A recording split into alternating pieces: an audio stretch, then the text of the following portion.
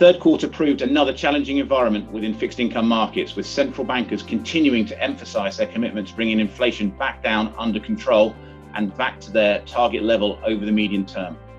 In anticipation of tighter monetary policy, bond prices fell and yields rose. The 10-year US Treasury yield moved higher. It ended the quarter at 3.83%, having started at just over 3%. However, inflation is not just a US phenomenon. Arguably, there are more inflationary dynamics occurring in Europe at the moment. So this pushed yields higher across the world, and global indices fell during the quarter by over 3%. This added to the substantial losses that had been seen in fixed income markets already in the first half of this year.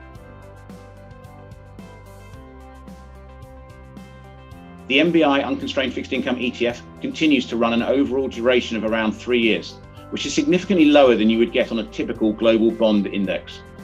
The duration has been reduced down by selling government bond futures, predominantly in the US, but also across Europe and Japan. This has offered some protection to the portfolio as yields across the world have moved higher. As we have remained concerned that the tightening in monetary policy will ultimately lead to a growth slowdown and then a global recession, we've been reducing our high yield bond exposure.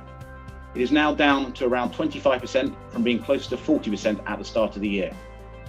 We've also spent time combing through the portfolio to ensure that we are comfortable with all the names that we continue to own in anticipation of a slowdown. As central banks continue to tighten monetary policy and take rates up into restrictive territory in an attempt to tame inflation, we believe that the tightening in financial conditions will ultimately lead to a slowdown in the global economy. For now, we remain positioned shorter duration in anticipation of global yields continuing to move higher, while the aggressive central bank actions should lead to further inversion of yield curves. We have also been improving the overall quality of the portfolio by reducing high yield credit risk and looking to invest the capital into short-dated investment-grade corporate bonds and securitized assets, where we remain comfortable that the bond cash flows will be paid. As we get closer to the peak in central bank tightening, this should create a very interesting opportunity to start adding duration back into the portfolio.